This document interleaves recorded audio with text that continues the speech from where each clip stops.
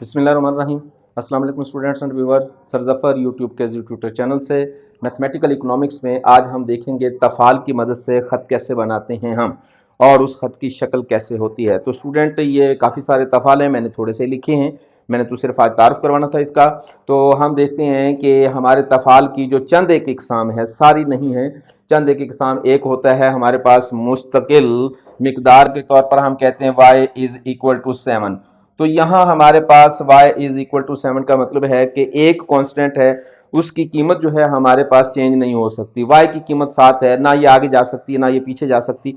तो ऐसा पॉसिबल होता है दुनिया में। वो तफ़ाल जो इस नौइयत का होता है तो उसको हम आम तौर पर इस शक्ल में भी लिख सकते हैं, function x is equal to 7।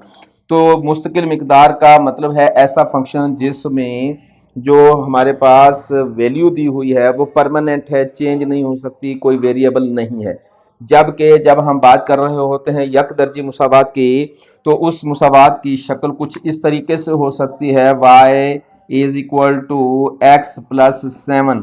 अब यहाँ हम गौर से देखें तो हमारे पास एक वेरिएबल है, एक कांस्टेंट है। तो यक दर्जी मुसावात में कम से कम एक वेरिएबल का होना ज़रूरी होता है और उस वेरिएबल की जो ज़्यादा से ज़्यादा पावर होती है, ज़्यादा से ज़्यादा जो उसकी एक्सपोनेंट है वो 1 हो सकती है। यहाँ देखें हम x की जो ताकत है वो 1 है ज़्यादा से ज़्यादा। जब x की ताकत 1 होगी तो उसे हम यक दर्जी मुसावात या लीनियर इक्वेशन का नाम देते हैं। जबकि अगर हम दो दर्जी मुसावात में चले जाते हैं तो इसकी पावर जो है वो 2 हो जाती है। इसी को हम फिर यूं लिखेंगे, x इज इक्वल टू, ये हो गया हमारे पास। अगर चाहें तो हम इसको प्लस 7 लिख दें तो भी ठीक है, या फिर हम इसको इस शक्ल में भी लिख सकते हैं। लेकिन चूंकि बड़ी सी बड़ी पावर जो है, एक्सपोनेंट जो है वो 2 है, लिहाजा इसे दो दर्जी मुसावात का नाम दिया जाता है। ये दो दर्जी मुसावात इस शक्ल में भी हो सकती है और दो दर्जी मुसावात इस शक्ल में भी, बस इतनी सी भी हो सकती है।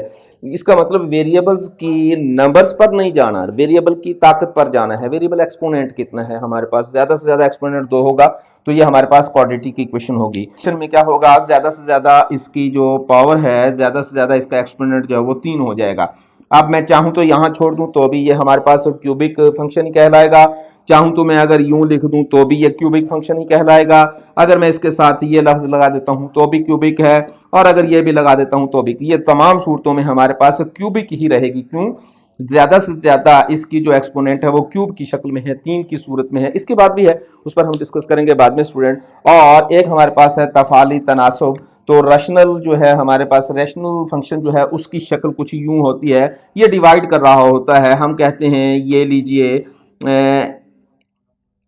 x बराबर 7, तकसीम हम कर देंगे इसको y से, x से, किसी से भी कर सकते हैं हम। तो जो इस शक्ल में होती है मुसावात या फंक्शन, उसको हम रैशनल फंक्शन या तनासबी फंक्शन का नाम देते हैं।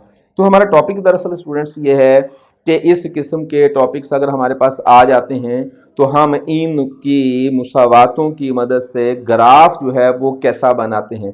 तो हम एक ग्राफिकल प्रेजेंटेशन में आज हम सिर्फ इसको देखेंगे कि इसकी प्रेजेंटेशन कैसे हो सकती है। तो अगर इस तरह का हमारे पास कोई फंक्शन आ जाए तो इसका ग्राफ जो है वो स्ट्रेट लाइन की सूरत में होता है। उसकी वजह क्या होती है कि यहाँ y की कीमत जो है वो 7 दे रहा है हमें, तो y की कीमत जो है वो तो तब्दील हो नहीं रही। तो हम यहाँ लिखते हैं, फर्ज करते हैं ये 2 है, 3 है, 4 है, ये 7 है। तो हमारे पास यहाँ 7 है तो इसकी y की वैल्यू में इजाफा हो रहा है। यहाँ हम देखते हैं कि x की वैल्यू 1 है तब भी वो 7 है, x की वैल्यू 2 है तब भी वो 7 है, x की वैल्यू 3 हो गई तब भी वो 7 है, x की वैल्यू 4 हो गई तब भी वो 7 है। तो x की वैल्यू बार बार चेंज हो रही है, तो मुकाबले में y की वैल्यू परमानेंट है, किसी किस्म की उसमें कोई तब्दीली नहीं आ रही। तो फिर हमारी ये मुसावात जो है वो मुश्किल मिकदार का फंक्शन कहलाएगी। इस किस्म में आम तौर पर जो हमारे पास इकोनॉमिक्स में देखने को मिलता है, तो आम तौर पर ये मुसावात जो है वो या तो आई की सूरत में जब हम उसको यूं लिख देते हैं, या फिर जी की सूरत में भी होती है जिसको हम यूं लिख देते हैं। तो ये जो है हमारे पास दोनों सूरतें होती हैं। आप जानते हैं कि ये जो इन्वेस्टमेंट का खत होता है मैंने मैक्रो इकोनॉमिक्स में इसको पढ़ाया है, मेरी वीडियो मौजूद है। तो मैक्रो इकोनॉमिक्स में जब जो हमारी इन्वेस्टमेंट होती है दो तरह की होती है, एक होती है ऑटोनोमस इन्वेस्टमेंट और एक होती है इंड्यूस्ड इन्वेस्टमेंट। तो जो हमारी ऑटोमेटिकली इन्वेस्टमेंट हो रही होती है, जिसको हम खुद इख्तियार सरमायाकारी का नाम देते हैं, उसका खत आमतौर पर ऐसा ही बनता है, आप जानते हैं। तो वहाँ ये चीज़ जो है डिस्कस की जाती है। तो मैथमेटिकल इकोनॉमिक्स में हमारे पास जो स्ट्रेट लाइन होती है यूं, वो एक मुस्तकिल मिकदार की वैल्यू होती है। ये वैल्यू यूं भी हो सकती है किसी सूरत में। तो स्टूडेंट इंशाल्लाह अगली वीडियो में मैं आपको डिटेल से ये बात बताऊंगा कि अगर लीनियर इक्वेशन आ जाती है, यकदर्जी मुसावात आ जाती है, तो ये पॉजिटिव कब होती है, नेगेटिव कब होती है, इसकी शक्लें कैसे होंगी, इंशाल्लाह ताला अगली वीडियो में डिस्कस करेंगे डिटेल के साथ। तो आप हमारे साथ रहेंगे, तब तक आपका और हमारा अल्लाह हाफिज़। लेकिन जाने से पहले आपको याद करवाना है कि हमारे चैनल को सब्सक्राइब करना है, बेल आइकन ज़रूर प्रेस करना है, शेयर और लाइक ज़रूर करना है, अपने दोस्तों को बताया करें, अपने कमेंट्स से हमें ज़रूर आगाह रखा करें। और आपके कमेंट्स से ही दरअसल हम अपने चैनल को इम्प्रूव करने में कामयाब हो रही हैं। तो यहाँ मैं आपको ये भी बताता चला जाऊँ स्टूडेंट्स के आप लोगों की, तमाम लोगों की मोहब्बतें मेरे साथ रहीं और माशाल्लाह आज हमने 10,000 सब्सक्राइबर का जो टारगेट था वो भी अचीव कर लिया है। तो हमारे सब्सक्राइबर की तादाद, हमें देखने वालों की तादाद तो लाखों में है और हमारे सब्सक्राइबर्स की तादाद जो है वो 10,000 तक पहुंच गई है। इंशाअल्लाह ताला अज़ीज़ गाहे बगाहे आपके इस तामुन से हमारा ये चैनल, बल्कि आपका ये चैनल बहुत ज़्यादा प्रमोट कर रहा है। तो आपका बहुत बहुत शुक्रिया। जिन लोगों ने सब्सक्राइब किया है उनका ख़ास तौर पर शुक्रिया।